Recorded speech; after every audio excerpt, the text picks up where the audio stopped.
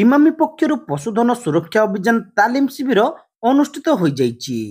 Balasore Remuna block ଅନ୍ତର୍ଗତ ଇମାମୀନଗର ଜଗନ୍ନାଥ ମନ୍ଦିର ପ୍ରାଙ୍ଗଣ ଆରତୀ ମଣ୍ଡପଠାରେ ଏକ 2 ଦିନିଆ ପଶୁ ସମ୍ପଦ ଯତ୍ନ ଚିକିତ୍ସା ଓ ସୁରକ୍ଷା ତଥା ବଂଶବୃଦ୍ଧି ତାଲିମ ଅନୁଷ୍ଠିତ ହୋଇଯାଇଛି।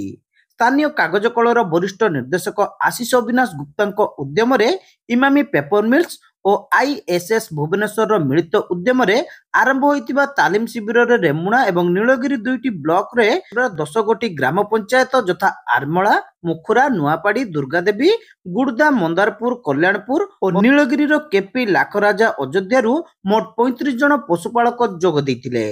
ଏହି 2 ଦିନିଆ ତାଲିମ ଶିବିରକୁ ଜିଏମଏଚଆର ଡକ୍ଟର ୟୁସୁଫ ଅଲି ସଲାଙ୍କି, ଭୁବନେଶ୍ୱର ସ୍ଥିତ ଆଇଏସ୍ଏସ୍ ର ପ୍ରୋଗ୍ରାମ ମ୍ୟାନେଜର ଡକ୍ଟର ପ୍ରମିଳା ପ୍ରଭା ପଟ୍ଟନାୟକ ଯୋଗଦେଇ ଉଦ୍ଘାଟନ କରିଥିଲେ। ଅବସରପ୍ରାପ୍ତ ସିଡିଭିଓ ଡକ୍ଟର ରମାକାନ୍ତ ପଣ୍ଡା ତାଲିମ ଶିବିରକୁ ପରିଚାଳନା କରିଥିଲେ। ଅନୁରୂପ ଭାବେ ଇମାମି ଗୋସଲାରେ ପଶୁ ଚିକିତ୍ସା ଶିବିର ଅନୁଷ୍ଠିତ ହେବ ବୋଲି ଇମାମି ପକ୍ଷରୁ ବରିଷ୍ଠ ଲୋକସମ୍ପର୍କ ଅଧିକାରୀ ମନୋଜ କୁମାର ପାଢୀ ସୂଚନା ଦେଇଛନ୍ତି।